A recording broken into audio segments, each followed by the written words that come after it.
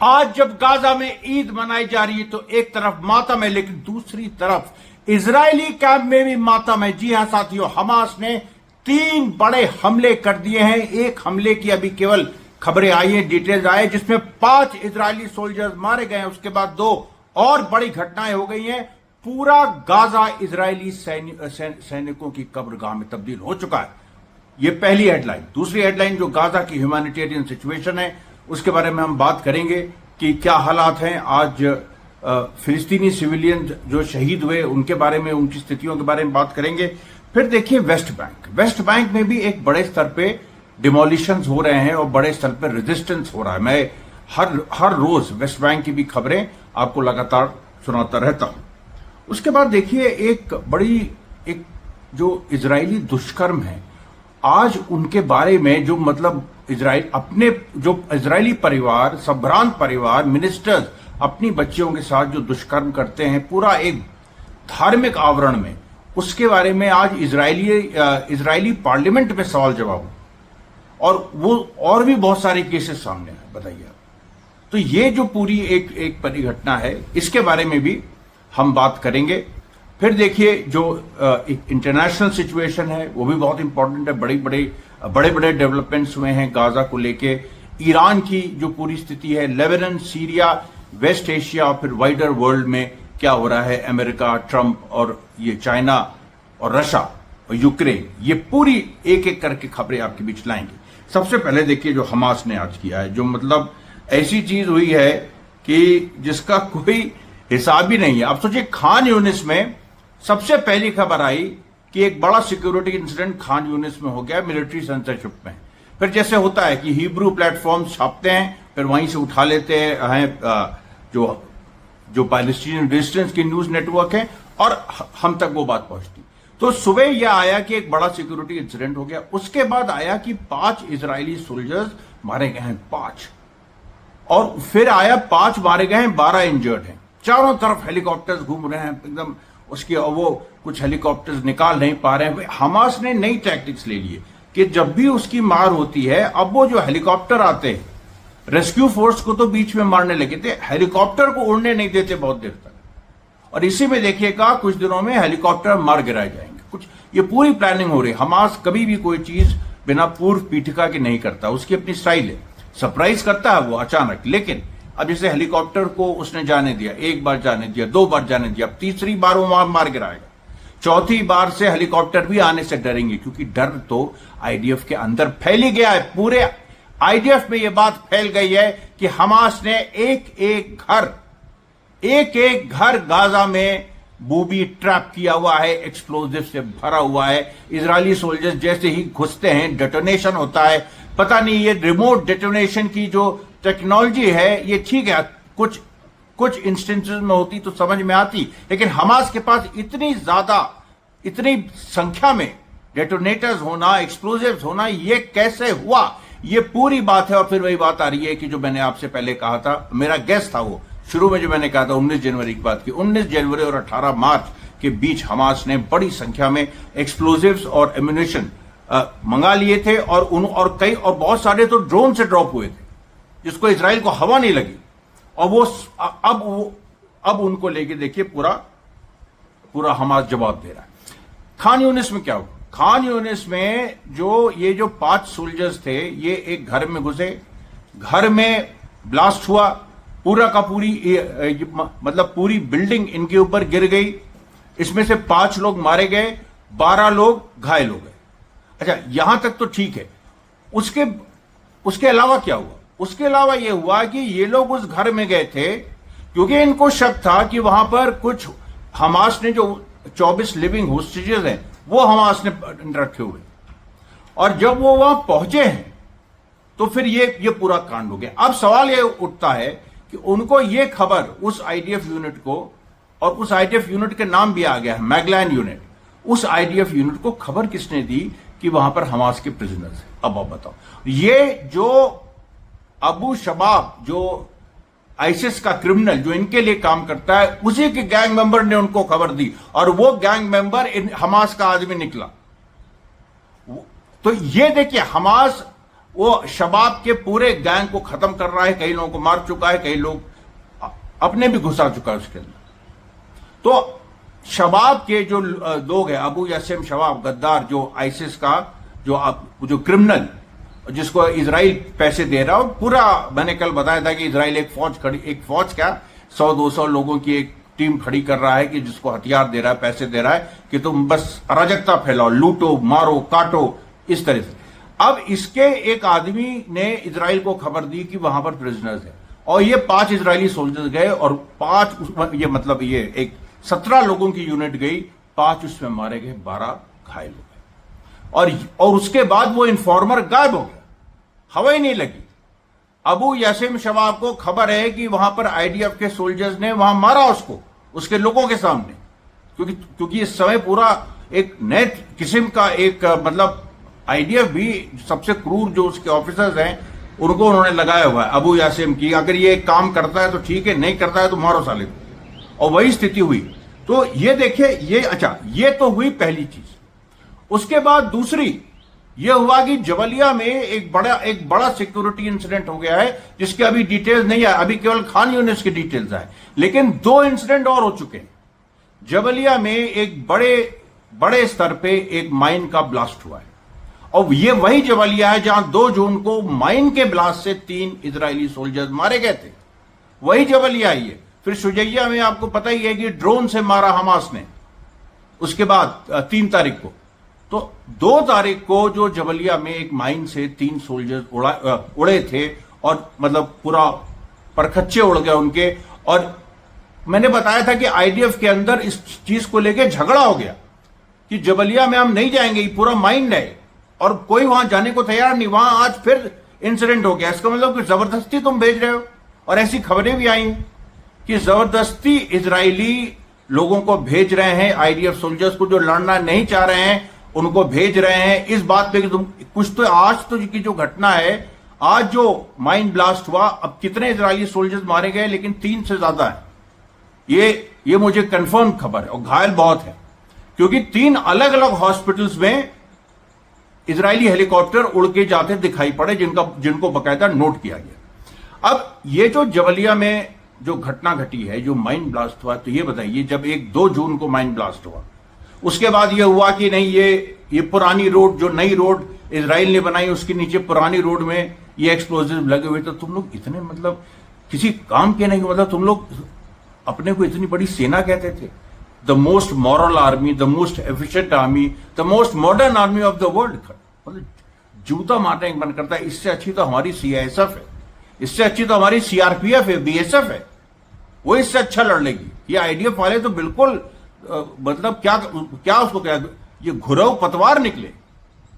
और उसके बाद देखिए माइन ब्लास्ट आज दोबारा हुआ, और फिर आईडीएफ के एक ऑफिसर का स्टेटमेंट आया कि Jabalia has turned into a graveyard for Israel soldiers, और वाकई कितने मारे जा चुके हैं अगर शुरू से काउंट करें। और इसी बार आप देख लीजिए, लगातार रोज मारे जा रहे हैं। फिर आते हैं तीसरे इंसिडेंट पे। तीसरा इंसिडेंट कहां हुआ? तीसरा इंसिडेंट देखिए जो हुआ है वो सेंट्रल गाजा में हुआ। देखिए, साउथ गाजा खान यूनिस में सबसे पहला, फिर जबलिया नॉर्थ गाजा जिसकी डिटेल्स आना बाकी है, और दूसरा यहां पर सेंट्रल गाजा में, मोस्ट प्रॉब्ली देर अल बलात के पास, लेकिन और भी कोई लोकेशन हो सकता है।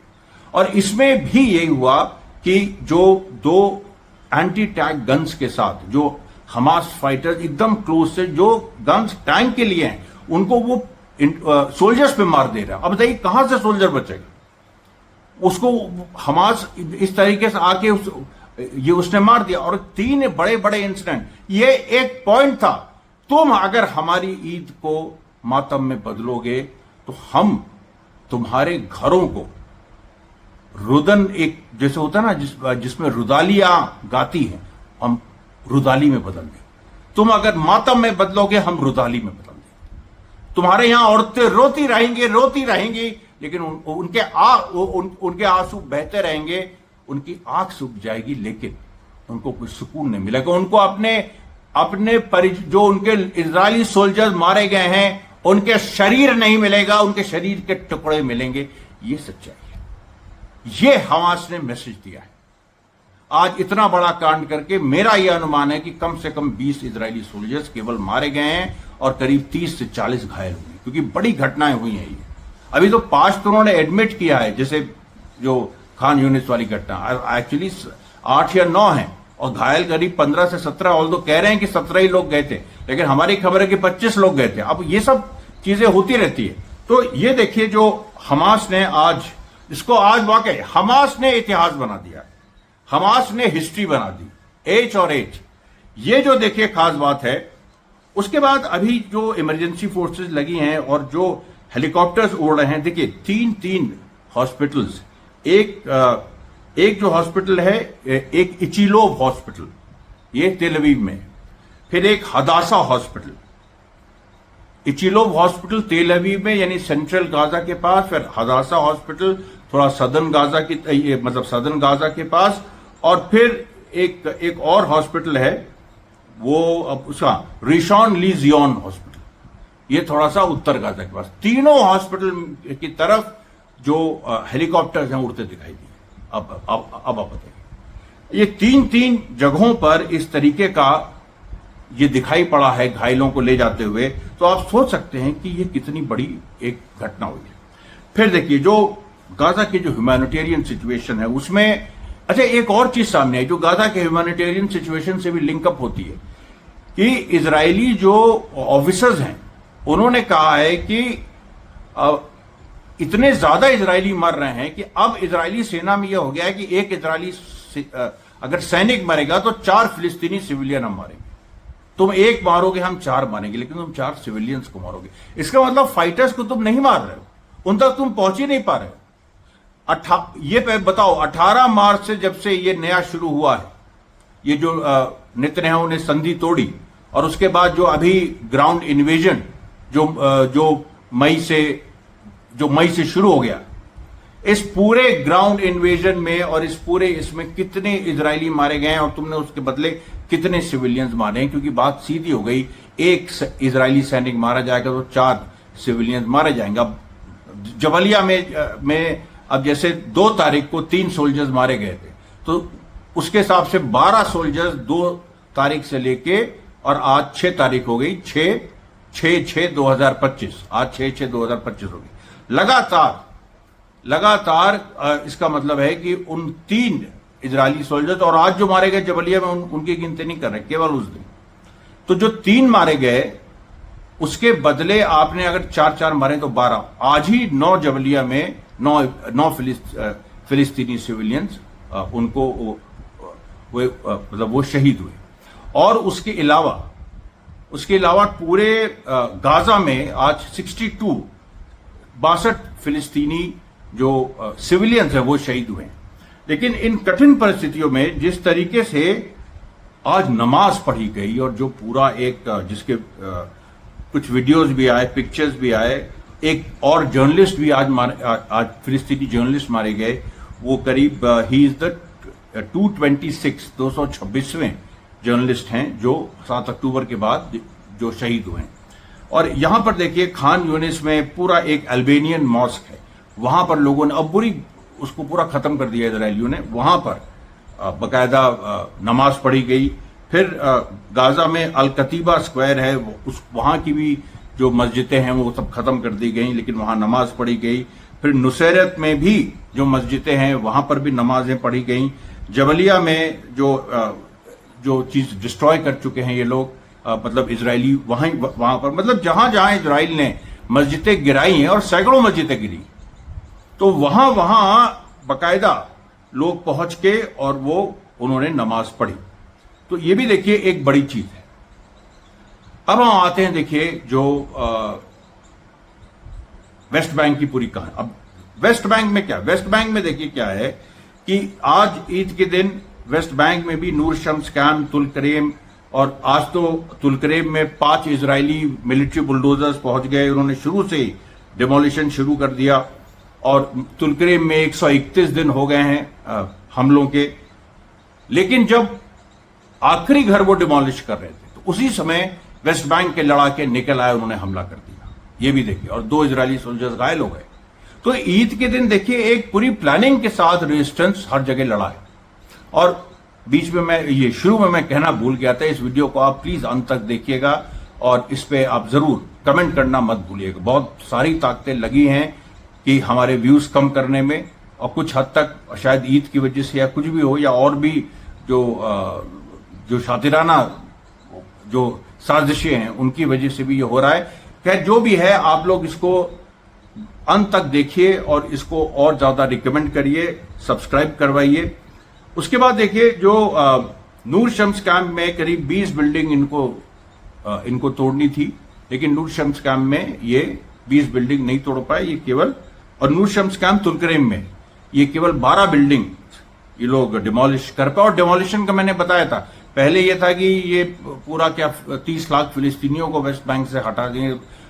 बाद में इजराइल ने खुद कहा कि नहीं, हम जो 6 लाख जूइश सेटलर्स हैं जो इलीगल है उनके सेटलमेंट्स को हम जोड़ रहे हैं। तो उनके सेटलमेंट, वो जो एक लाइन हमने बनाई है कि कैसे उनको हम जोड़े, तो उसके जो रास्ते में आ रहे हैं उनको हम डिमोलिश कर रहे हैं। क्या तुम डिमोलिश कर पाओगे तभी तो माना जाएगा ना कि तुमने बुलडोजर चलाया। और बुलडोजर वहां पर तुमने भारत तो वो कर दिया, एक्सपोर्ट कर दिया बुलडोजर, लेकिन तुम्हारे यहां बुलडोजर फेल हो रहा है, मतलब ये पूरा फेल हो रहा है। और इस चीज को भी इतिहास जो है रिकॉर्ड करेगा। उसके बाद देखिए, आज कलकलिया में जबरदस्त संघर्ष हुआ। उसके बाद 2 फिलिस्तीनी युवक, उनको अरेस्ट किया गया, लेकिन वो लोग लड़ भिड़ के निकल आए, फिर उनमें से एक को अरेस्ट कर लिया। उसके बाद जेरूसलम के अल रम टाउन में एक और युवक को ये लोग अरेस्ट करने पहुंचे, वहां भी काफी देर तक संघर्ष हुआ। रमल्ला के कफ्र मलिक में, यहां पर भी काफी देर तक संघर्ष हुआ। हिब्रोन में भी देखिए, इन लोगों ने कुछ वरिष्ठ जो फिलिस्तीनी कैदी हैं उनको अरेस्ट करने की कोशिश की, नहीं कर पाए। उसके बाद देखिए, अल बातिन जो एरिया है जो हिब्रोन के ईस्ट में पड़ता है, वहां पर भी ये लोग पहुंचे, वहां भी नहीं कर पाए। और फिर जो मोहम्मद हामिद राशिद अय्यदा, जो एक बड़े फिलिस्तीनी लीडर हैं हिब्रोन के, उनके घर पे हमला किया, वहां भी ये लोग असफल रहे।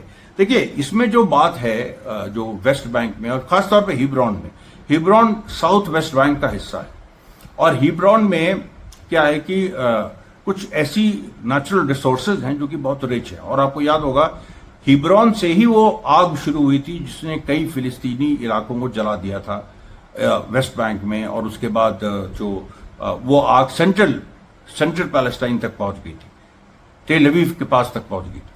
तो हिब्रोन बहुत ही, और हिब्रोन में अभी इजरायली कह नहीं रहे हैं, लेकिन वो ढूंढ रहे हैं वही कि किन लोगों ने आग लगाई। तुम्हें कहां से मिलेंगे किन लोगों ने आग लगाई? वो हो सकता है जॉर्डन चले गए हों, वो हो सकता है कहीं और चले गए हों। जॉर्डन में पूरा का पूरा जितना भी वहां का राजा जो गाजा के प्रति एक्टिविज्म दिखाता है उसको गिरफ्तार कर लेता है, अंदर कर देता है, उससे कोई फर्क नहीं पड़ता है। वहां पर बदस्तूर जारी है। जॉर्डन का रेजिस्टेंस हमास की मदद कर रहा है, पैलेस्टीनियन रेजिस्टेंस की मदद कर रहा है, लगातार लोगों की आवाजाही जारी है। इसीलिए इजराइल ने पिछले दिनों कहा था, हम जॉर्डन और इजराइल को सेपरेट करते हुए एक दीवार बना देंगे। ये हर जगह दीवार बनाने के चक्कर में तुम्हारी गाजा में जो तुमने दीवार बनाई थी उसको तो 7 अक्टूबर 2023 को हमास ने तार कर दिया। और अब तुम कह रहे हो कि हम जॉर्डन और इजराइल की सीमा के बीच हम एक दीवार लगा देंगे, क्योंकि तुमको लगता है कि यहां से वहां आवाजाही लगातार हो रही है, तुम्हारे लोग रोक नहीं पा रहे हैं। आईडीएफ के सोल्जर्स हिम्मत ही नहीं है, वहां पर इतने चेक पॉइंट्स हैं, फिर भी देखिए अब ये हो रहा है। और इजराइल वेस्ट बैंक को एनेक्स करने की बात कर रहा है, जो कि पूरी फर्जी है। अब एक दिन नोटिस आ जाए कि हमने वेस्ट बैंक को एनेक्स कर लिया, उसका मतलब ये नहीं है कि उन्होंने 30 लाख लोगों को एनेक्स कर लिया या 30 लाख लोगों को भगा दिया। वो तो हम भी आज एक नोटिफिकेशन इशू कर दें कि हमने भी ये फला शहर है, इसको हमने कब्जा कर लिया और ये अब हमारा हिस्सा हो गया। इसका कोई मतलब नहीं। वहां पर तुम जमीन पे कब्जा कर पाए हो कि नहीं, ये मतलब, और जमीन में तुम्हारा कब्जा है नहीं, वो सब लोग देख रहे। तो वेस्ट बैंक की देखिए ये पूरी कहानी है और ये लंबी चलेगी अभी। उसके बाद हम लोग देखिए इस पे आते हैं जो इजराइल के दुष्कर्म है। अब ये देखिए बहुत ही सेंसिटिव मामला है, और मैं आपको बता चुका हूं कि ये कल्ट्स हैं इजराइल में के रूलिंग क्लास में, ये कल्ट्स घुसे हुए हैं। ये कोई ऐसे वैसे कल्ट नहीं है जो कुछ लोग बाबा करते रहते हैं, उनको पकड़ लिया जाता है। हालांकि यहां भी सत्ता उनको बचाने की बहुत कोशिश करती है, लेकिन इजराइल में तो बाकायदा सत्ता के अंदर के लोग कर रहे हैं। मिनिस्टर की लड़की जो थी, जो हमने आपको बताया था, जो नेतन्याहू सरकार की महिला मंत्री, उसकी लड़की बाकायदा टीवी पे आके बोली थी, पूरा डिटेल हमने बताया था कि हमारे साथ बचपन से रिचुअल सेक्सुअल अब्यूज हुआ है। और उसके बाद आज देखिए पार्लियामेंट में क्या हुआ। पार्लियामेंट में एक हियरिंग हुई चाइल्डहुड सेक्सुअल अब्यूज पे, और एक पूरा नेटवर्क सामने आया, और इसमें अल्ट्रा ऑर्थोडॉक्स और रिलीजियस जायनिस्ट जूज, यानी जो जूज जायनिस्ट हैं वो सबसे ज्यादा पाएंगे, जो सबसे ज्यादा नरसंहारवादी हैं। जो जूस एंटी जायनिस्ट हैं, जो हरेदीज हैं या जो धार्मिक हैं, वो नहीं पाए गए। होगा उनमें भी कुछ होगा, लेकिन जो जायनिस्ट हैं वो सबसे ज्यादा पाए गए। और खास तौर पे जो ये नेतन्याहू और स्मोत्रिच और बेन गिवर के जो समर्थक हैं, इनके लोग, इनके खास लोग, अरे उनके बच्चों ने आके सेडिस्टिक सेक्सुअल रिचुअल्स हमारे साथ होता है। हम बचपन में, हम 6 साल के थे, हमारे साथ क्या हुआ, हमको दवाई खिलाई गई, उसके बाद हमारे पूरे घर ने हमारे साथ दुष्कर्म किया, पूरी घटना को फिल्मांकन किया गया, और जब हम बड़े हुए 12-13 साल के, तो फिर हमको वो पूरा वीडियो दिखाया गया, और ये हमसे कहा गया कि बाइबल में ये लिखा है कि ये करना जायज है। कौन सी बाइबल में लिखा है कि करना जायज है? जरा कोई समझाया हमको, कौन सी बाइबल में लिखा? अब इनकी बाइबल कोई बता, अब यही बात है। ओल्ड टेस्टामेंट आप देख लीजिए, न्यू टेस्टामेंट देख लीजिए। ओल्ड टेस्टामेंट में कहां लिखा है कि बच्चों के साथ इस तरह से आप दुष्कर्म करिए, शारीरिक मतलब यौन शोषण करिए बच्चों का? बाइबल में लिखा है, कोई मतलब हिब्रू बाइबल में? तो ऐसी बाइबल का क्या किया जाए? उसके बाद जो क्रिश्चियंस मानते हैं न्यू टेस्टामेंट, उसमें क्या लिखा है? उसमें भी बता दो तो कहां लिखा है। तो ये अपने कोई ये अच्छा, और ये लोग देखिए जायनिस्ट कहते हैं कि हमारी अपनी ओल्ड टेस्टामेंट का भी एक दूसरा वर्जन है जिसमें बहुत सारे ऐसे पन्ने हैं जो मिसिंग है। वो इतना पुराना डॉक्यूमेंट हो गया है, उसके आप पन्ने आप सोचेंगे कि नहीं हम पन्ने जोड़ के और उसमें कुछ भी लिखा हो। मुझे विश्वास नहीं कि ओल्ड टेस्टामेंट में ये लिखा है, हालांकि कुछ जरूर ऐसी घटनाएं होंगी जिनको ये लोग ने इंटरप्रेट किया होगा, लेकिन उन घटनाओं को हो सकता है मतलब दूसरा हो। इसके लिए एक स्पेशलिस्ट स्टडी चाहिए। मैंने कुछ लोगों से बात की है जो थोड़ा सा जूइश लॉ और जूइश रिलीजन और हिस्ट्री पे स्टडी कर रहे हैं, खासतौर पे जो जूडाइज्म और जायनिज्म के बीच का जो डिफरेंस है और क्यों ये लोग ऐसा काम क्यों करते हैं। अब जैसे एक 15 साल की लड़की ने कहा कि उसी के कजन ने 4 साल की जब थी उसके साथ यौन शोषण शुरू किया। जब तक वो 14 की हुई, यानी 4 साल से यौन शोषण शुरू हुआ, जब तक वो 14 की हुई तो वहां पर बाकायदा उसको एक तरह से देवी बना दिया गया, वो देवी जिसके साथ यौन शोषण जायज है। ये है क्या? मतलब अब आप देखो, ये है सच्चाई। मतलब मैं तो क्या है ना कि बोलते बोलते रुक जाता हूं, क्योंकि मुझको समझ में नहीं आता है कि एक तो गुस्सा बहुत आता है, दूसरी बात इस तरीके की चीज जो है ये कैसे संस्था बन है। अच्छा, अपने पार्लियामेंट में सुनवाई करवा रहे हैं, कोई एक इंसान गिरफ्तार नहीं हो रहा है, कोई इस पे गिरफ्तार नहीं होता, ये पता। अच्छा, सुनवाई क्यों करा रहे हैं? क्या सुनवाई में सुनने में मजा आ रहा है?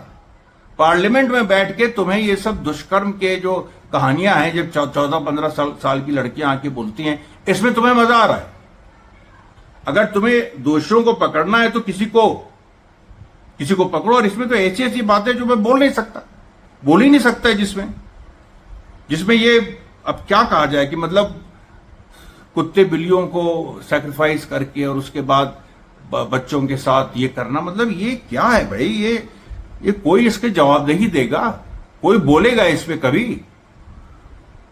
उसके बाद देखिए बहुत सारे उसमें से लोग आए कि अच्छा, उसने ये जो विक्टिम है जिसका नाम ए रखा गया, भाई इसका असली नाम नहीं बता सकते, तो उसने कहा कि पुलिस को मैंने बताया, लेकिन पुलिस ने कहा कि मैं इमेजिन कर रही हूं, मैं इसके बारे में सोच रही हूं। फिर एक देखिए सर्वाइवर का नाम आया, याल एरियल, और इसने कहा कि ये थोड़ी सी मेरे ख्याल से 20-22 साल की, इसने कहा कि 15 साल से हम रिचुअल सेक्सुअल अब्यूज हम झेल रहे हैं, और 15 साल से लगातार हमारे साथ चल रहा है, अभी भी चल रहा है।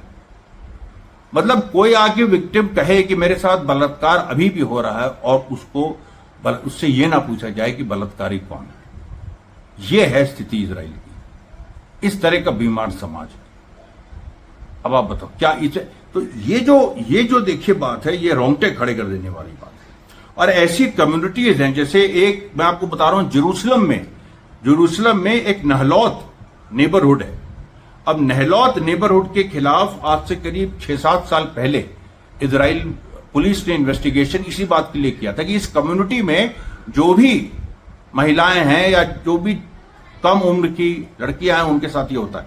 अब ये पूरी कमीशन ऑफ इंक्वायरी चली, करीब 6 साल उसको बंद कर दिया गया। एक आदमी नहीं गिरफ्तार हुआ। अब देख लीजिए नहलौत नेबरहुड।